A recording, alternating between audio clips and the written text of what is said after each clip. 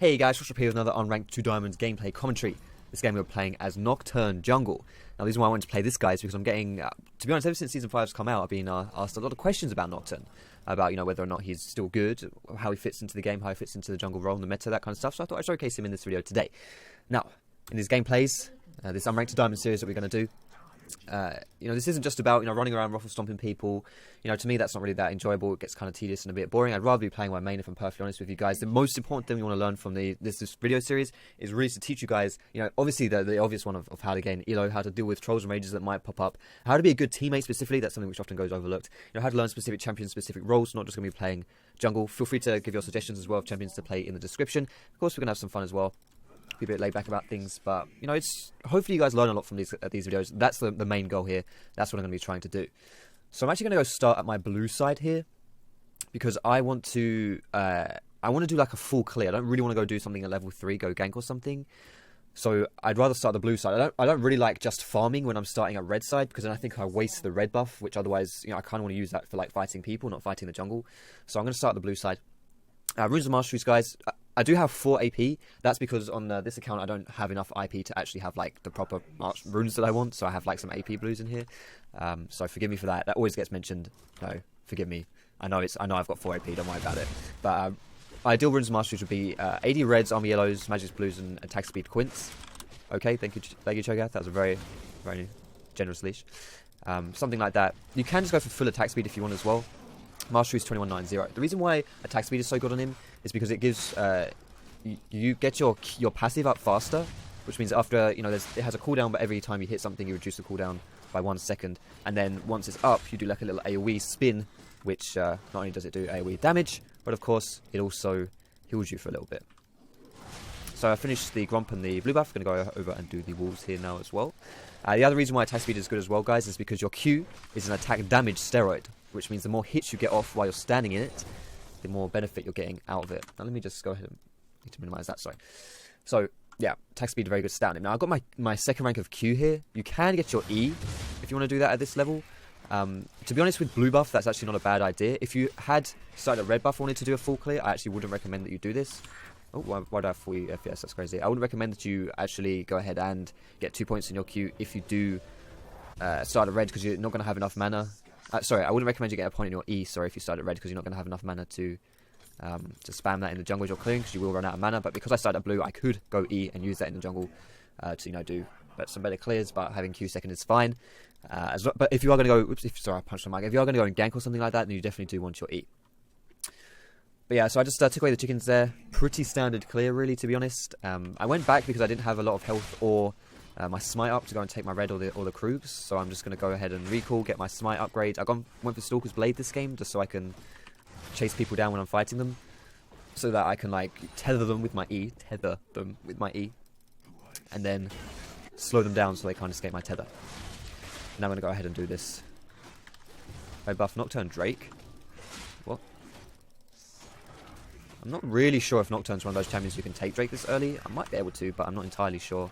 So I'm just going to go ahead and go bot lane and try help these guys. I don't have my smite up for this because I used it on the red buff, but that was necessary to heal up. But I should still be able to get some cheeky ganks off here.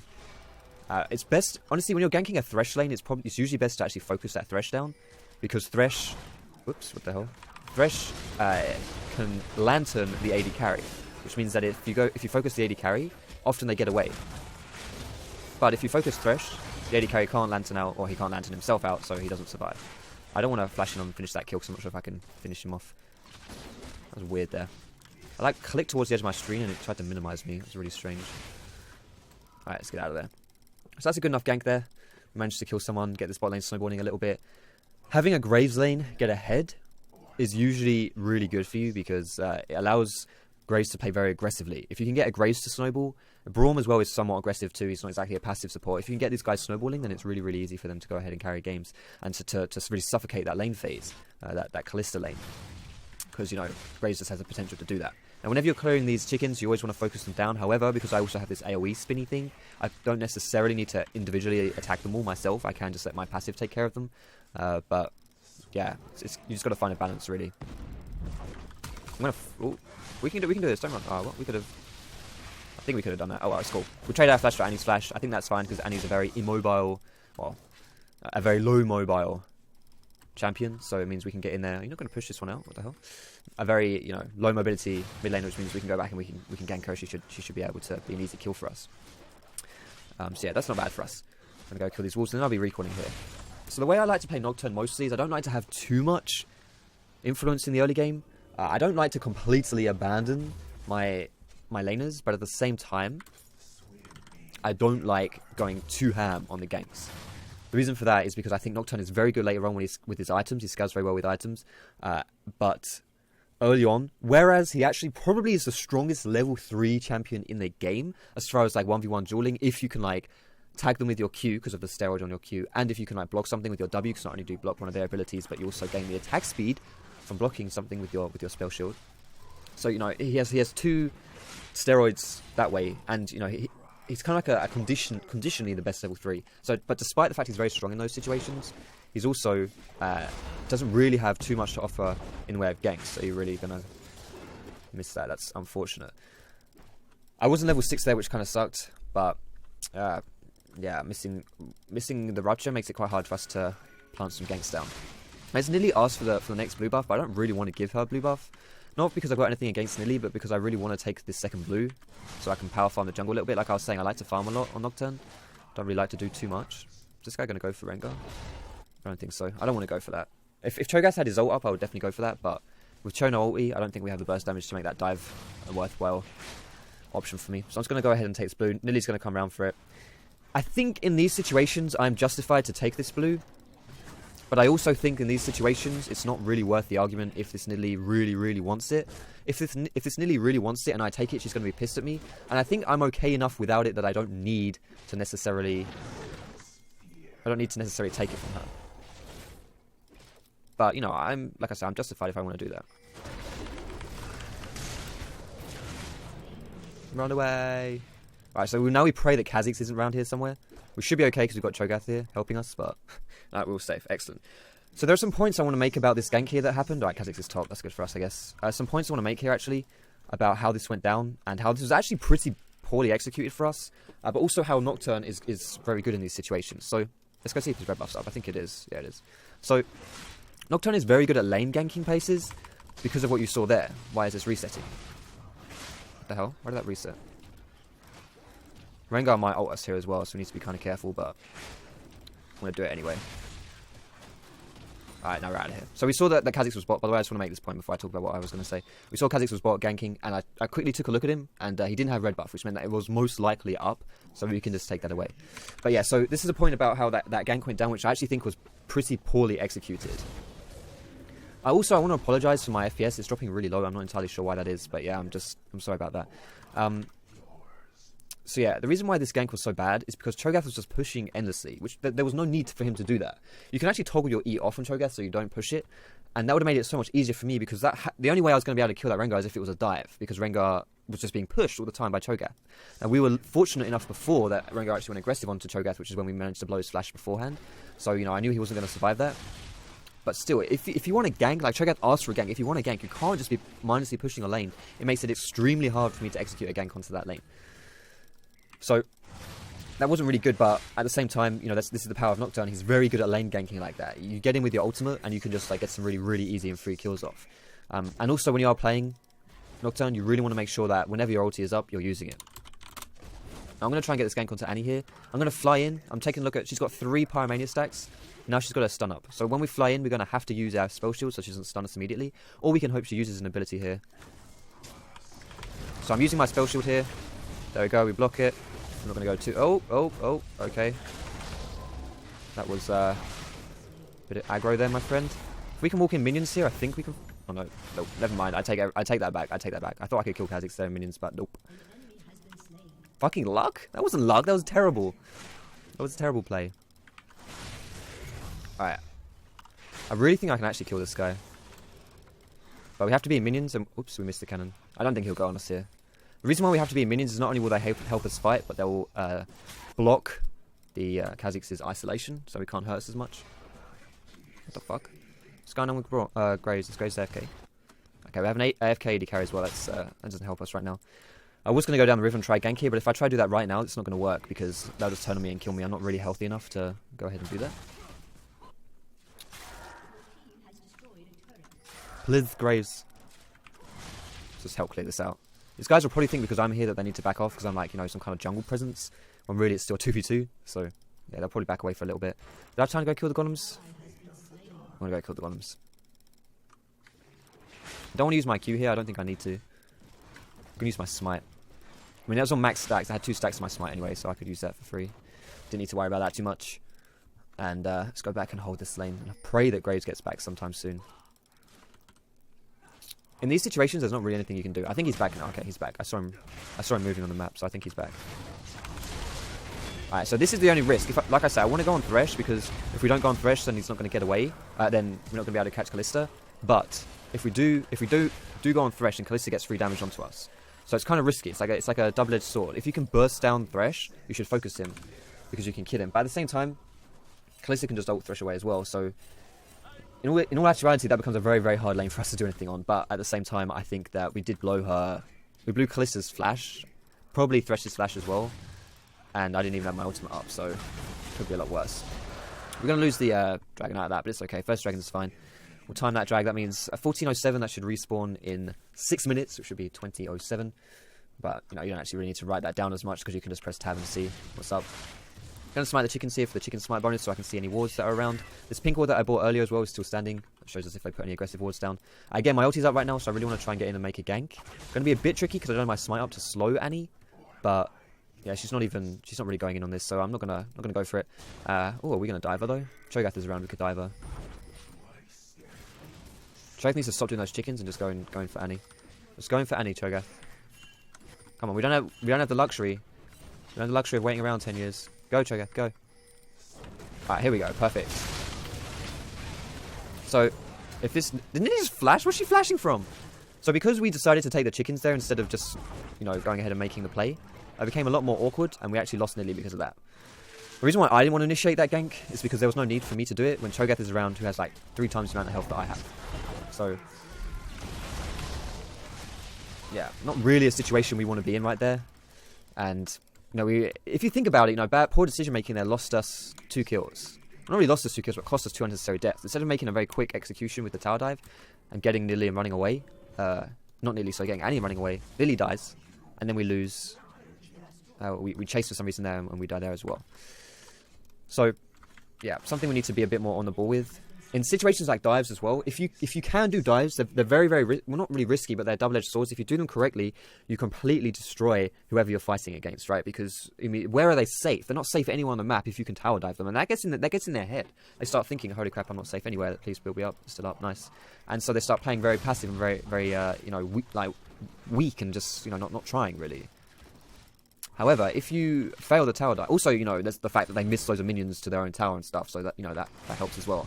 But if you factor in, as well, the kind of risk involved in it, whereas if you don't do it correctly, it's difficult to execute, because if there's a tower there, like, that's the whole point, it's called tower diving, there's a tower there, it's hard for you to do.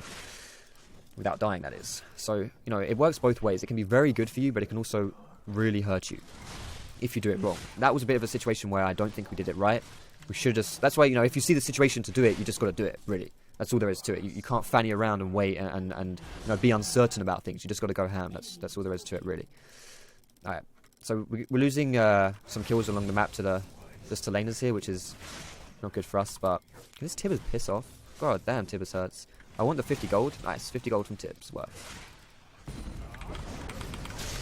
I got my spell shield up, so she can't stun me. There we go. Yeah, we got 50 gold from Tibbers. We lost, like, you know, all of our health, but worth. Smite these again. So there's a ward in this bush, most likely. I've got a feeling someone might come for me here. Oh, that's someone. So I'm going to press my spell shield as soon as I see him. If I use my spell shield as soon as I see him, it blocks his Q damage. I'm not sure if I did that correctly or not. I'm not entirely sure if I actually played that right. If I did block his Q, or whether I actually mucked up. But either way, we trade 1 for 1 there. You know, that's really not a bad deal for us. Come on, Grace, don't be weak. What the hell? What are you afraid of? Nice. Good job, Cho'Gath. And my item build here as well, I'm going for a Hydra. Now, this is a very, I want to say very aggressive build, but it's not even really about the aggression. It's just a very ballsy build. Like, I don't really like playing Nocturne as full tank. Now, I have gone for Cinderhawk, so that he's not really entirely fragile. I didn't actually mention this earlier, but, you know, I think that being a bit tanky on Nocturne is good, because at the end of the day, you know, you want to be in there, you're a bruiser, that kind of thing. But Hydra just gives you so much damage, and it allows you to clear quite easy as well. You've seen that my health has always been a little bit low, even when, you know, I'm almost level 11, and I'm still taking a fair amount of damage from the jungle. That's not good. That's bad. So the Hydra helps with that. It's a very similar situation to like Kha'Zix and Rengar when you get the Hydras on them, where their clearing just becomes so much easier. It's a similar situation. But, you know, to be fair, Nocturne's clearing, you know, his sustain isn't perfect, but it's okay. Like, he's not like he's really in a bad spot, to be perfectly honest. You buy some potions and you're fine. But yeah, I really like going for this like damage build on Nocturne. I think this is the best way to play him, and then you can just jump on carries, and you have quite a big threat if you have a lot of damage. You know, there are champions out there who are very tanky. Champions who can threaten other players just by not having damage necessarily, but just with their kits. Nocturne isn't really that kind of champion.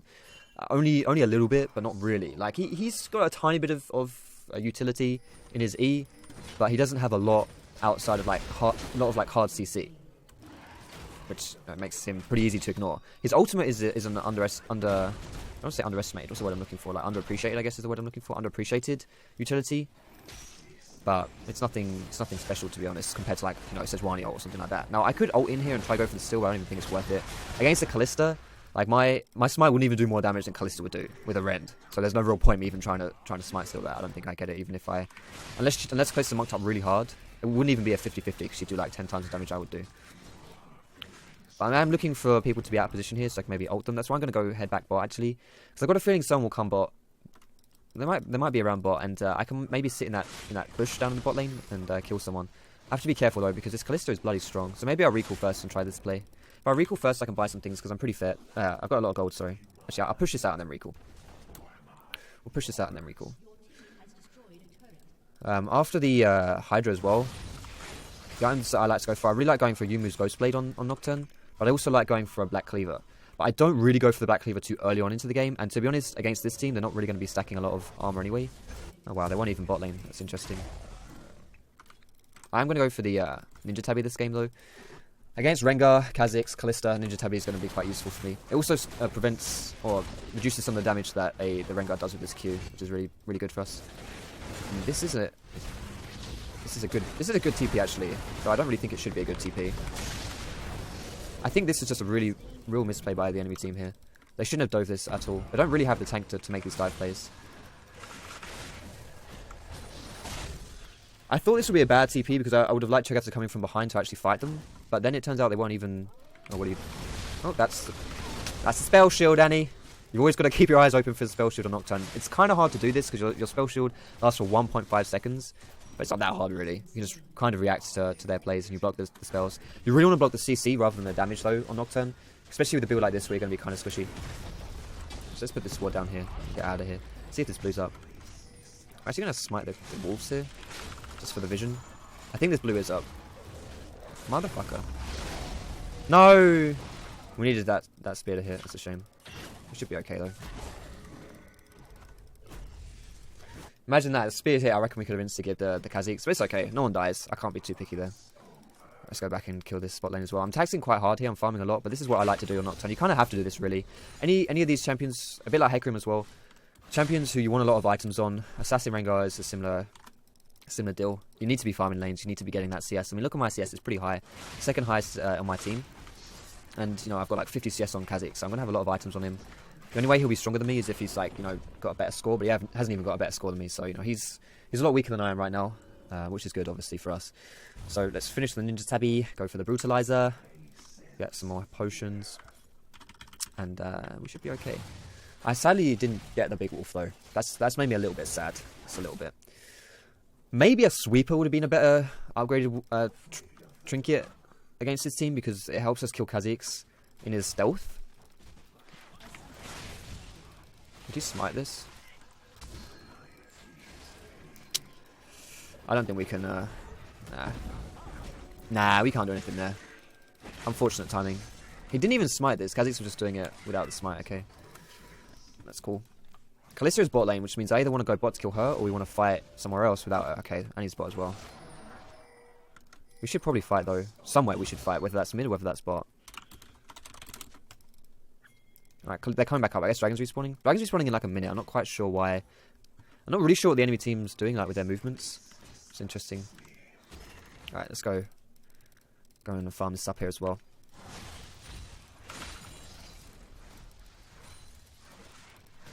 Oh my goodness, how do we miss that? That's embarrassing. No one likes missing the cannon. Do we kill the golems here or keep pushing? I'm going to keep pushing. I'll keep my eye on the minimap as well so we always know where the enemy team is. Whenever you're split pushing like this, you always need to know where the enemy team is. There's no point split pushing if you're like clueless to the enemy's movements, because then you're just going to die. You're not going to be successful, you're just going to die. So it looks like Rango might be coming down. I don't know whether he's coming down for me or if he's just... I think he is coming down for me, actually. I could be in a lot of trouble here. Use my Q for the move speed. Just run away. I'm going to have to W this Thresh if he... Probably didn't have to flash that, honestly, but they used a lot of summoners for me, so it's fine. So we used our spell shield there on the Flay, because I knew with my positioning, Thresh wouldn't be able to do anything to us unless he initiated us with the Flay. If he initiated with the Q, we were way too close to minions, it wouldn't work. But then I flashed just in case, you know, Rengar got his E on me, or like I got ulted by Thresh or something. Probably didn't need to flash, but whatever. And here as well, this is not something we can contest again. We can try and steal it, but it's not something we can contest. And even trying to steal versus Kalista is just not gonna happen unless you're Cho'Gath who can nom it, I suppose. Fuck. That was bad. If I had better awareness there, I could have ulted into the pit and killed Kha'Zix, but okay, Kha'Zix, not sure what you're doing, bro. Oh boy. Yeah, when we have a DC, we shouldn't go anywhere near these objectives, to be honest. This is kind of our bad. Let me go ahead and... I should be able to complete my U-moves here. There we go. Let's give... There we go. Let's give him time to reconnect, boys. Somehow while typing that, I managed to end my... cancel my recording as well, so sorry for the jitter in there. All around drag and against Rengar. We should just let these objectives go. This is also kind of... I often get comments on my videos. People say, you know, I tell my team what to do and they don't listen.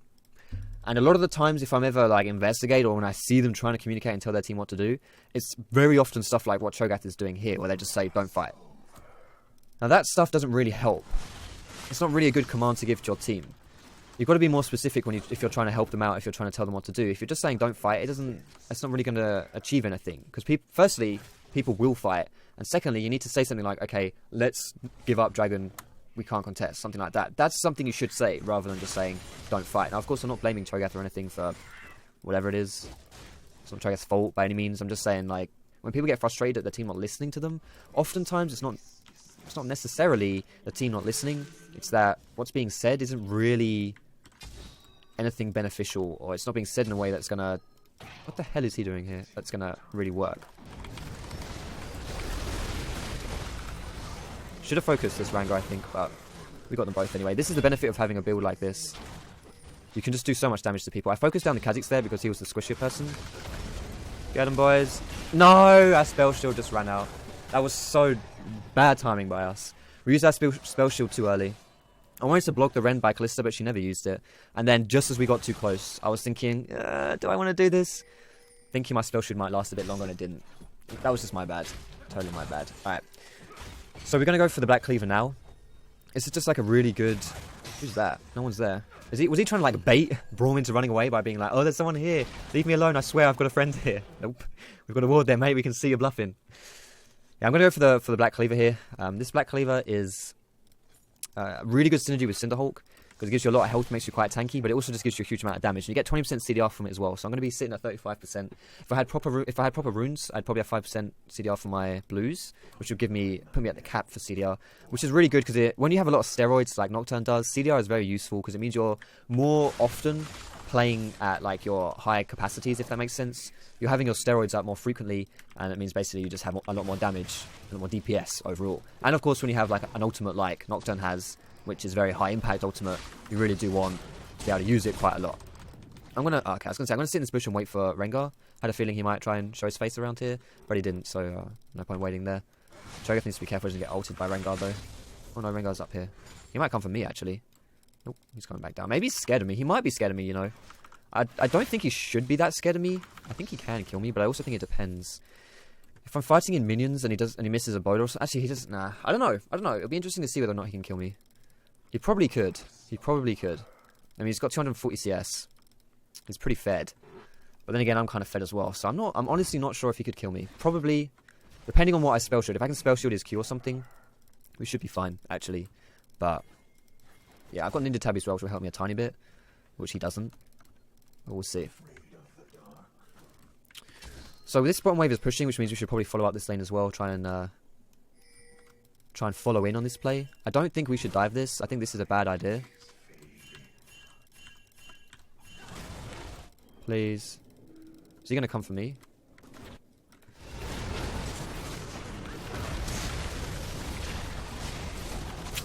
Trying to spam ping doesn't work. We can't... I guess in these plays, we can't split. We shouldn't have been mid, though. In these situations, we really just can't split up. Versus Rengar, we have to go as a team. This is a really classic solo queue situation. Just stick together. No, listen. I was going to say listen to pings, but that's an obnoxious thing to say. No, that's like saying you're wrong, I'm right. Shut up and listen to me. I don't want to say that. Get him, Cho. Nice. But yeah, against Rengar, or really any champion who can pick people off really easily, you can't split. Like, I honestly feel like Cho'Gath did the right thing there by going bot lane to push. I think that was the better decision to do, the better strategy, so to speak. But I also think in solo queue, you can't do that. In solo queue, you can't leave your team on their own to go and make the right play, because that's not how it works. You can't do that in solo queue, because people just get caught and they die, and then it ends up being really bad for you. Holy shit, he destroyed us. So, yeah, even if I think he makes the right play, you just have to be together. Especially against someone like Rengar, who will pick people off. You cannot be split. Same for LeBlanc, same for Zed, any kind of assassins really, but Rengar is just the best example of it, to be honest. You cannot be on your own against someone. Like, you can't leave your team, I should say, against a comp like that. It just doesn't work. So, yeah, even if you think you're making the right play, you just got to stick together and make things, else it just goes worse. It goes absolutely terribly. I have noticed as well, though, this game, we've had very poor awareness of when Rengar is using his ulti. If you're playing versus... This Cho'Gath is a hero, by the way. He's trying so hard to carry this game. If you're playing versus a Rengar, you have to be acutely aware of when he's using his ultimate. You can't just rely on the little exclamation mark above your head, because, honestly, whereas that is an indicator of him using his ult, of him being around, it's way too late. That is way too late for you to get information about him being there. That's not going to work for you. You have to keep your eye on the map and see when he's using his ulti. That's why I spammed ping initially. Like, when I was in this position here, I spammed pinged initially to get my team to come bot, just because I thought that was, I was just trying to get my team to group. But then, because I spammed ping initially, I didn't have any pings left to ping for Rengar, and I can't type Rengar's on his way, because by that time it's too late. So, yeah, but you just have to keep your eyes peeled. Like, we were fighting here as well earlier in the game, and Rengar used his ult from behind, and we had no clue. We just had no clue whatsoever. So, yeah, I mean, we just really, if you're playing versus Rengar, especially Rengar that's particularly fed, you cannot have ignorance of his positioning. You just can't. Else you get punished and you die. Really, there's no two ways about that one.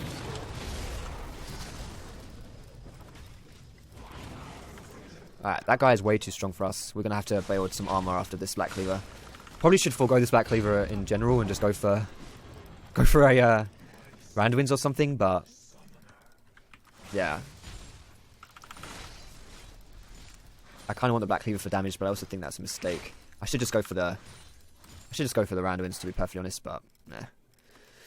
Let's kill these wolves. We'll finish that Cleaver and then we can buy some armor. And there are different armor choices this game I can go for. Frozen Heart, Randuin, Stormmail are the biggest three. Or GA, I guess you could go for. I could go for a GA, but let me tell you why. Firstly, Frozen Heart would be a bad idea for me because I have way too much CDR already. Like, Frozen Heart would just be the CDR from it would literally be wasted. Thornmail would be an okay choice. It would be an okay choice. But the reason why I'm going to lean more towards Randuin's... excuse me. Well, actually, let me say first why Thornmail would be a good choice. Thornmail would be good because they have a lot of physical damage, so armor, but specifically physical damage that works off of auto attacks. And what I mean by that are things like Kalista, obviously using a lot of auto attacks. Rengar is going to be doing a lot of auto attacks, so he's going to hurt himself on the Thornmail. Even Kha'Zix does a fair amount of auto attacks. Having said that, I think Randuin's is better because they've got a lot of burst damage, which means I really want to survive like initial bursts, like from Rengar and from Annie. Also, of course, Thornmail doesn't help me at all versus Annie, whereas Randuin's gives me some health. So I think this is going to be more useful in general for that as a defensive stat. But then you've also got the slow on it. And although I already have 2 actives, and I don't really like buying more than 2 because I just forget to use them, it's going to be useful versus someone like Callista. Because Callista's just going to be jumping around, going to be pissing me off. And if I can slow her down, then I can catch her and I can kill her. Also, Annie, nice, Nidalee. That's perfect. Also, Annie, sorry, not... Yeah, Annie, low mobility character. Someone we can catch up really easily. Now, we should try and take advantage of this by pushing... either taking an objective or pushing. Now, Baron, we should... insta-turn, though. Oh, they've got 2 bot, what the hell? Like, this would be a really bad idea if they came for it. Really bad idea. I'm going to try and rely on Cho'Gath to eat this, but my smite's just as good, so that's cool. If they had come for us, the way we would have had to play that fight, the Baron, was we would have to instantly turn. There was no way we'd be able to do that if we did not instantly turn. If we didn't instantly turn, then Annie would blow us all up in the pit. Kha'Zix and Callista would then turn around and pick us apart. It just wouldn't work. So yeah, that what's it? Zhonya's though from Nidalee was perfect. If you can somehow delay, these guys from we can face tank bot. Delay these guys from like insta-giving you, like with the Zhonyas. That's really perfect. Why are these guys not stopping us? Okay, they are stopping us. Cho'Gath is such a dumb champion, I swear. Callista, leave me alone. Then again, if you want to see dumb champions, there's one right here. Just want to try and get my tether off on her. I don't think I succeeded, but she's dead, so something happened there. Rengar will be back, but he won't have his ult. Oh! Again, no, tether range. Tether range not there. Don't really want to ult that because I will die. But I'm going to ult in now. Nice. Now we can try and get this inhib. We can actually end. Like, I think this is also like a really common defense tactic. People kind of go one by one trying to save the game. And if you do that and you all just die individually, you become very easy to pick off and to just finish the game from. As we're doing here. There we go. GG. Now, I'm not really sure how we won that game. To be honest with you, I was looking for more split push opportunities, but against the Rengar, I wasn't comfortable doing that because that Rengar was bloody strong. And if you're ever playing a split push champion and you're against someone who can 1v1 you, like Rengar can, it's really hard to do that. And so in the end, I kind of just tried to farm up, group up a little bit, see what we could do. But yeah, I'm sorry about those FPS drops. I really need to figure out what's causing that. I thought I had it sorted, but apparently not. Anyway, I hope you enjoyed the video. If you did, feel free to give it a thumbs up. Subscribe to me for more educational content. You can find me on Facebook, on Twitter, catch me streaming on Twitch as well. But yeah, most importantly guys, I hope you enjoyed the video. Have a great day. Thank you so much for watching, and I will see you in my next video.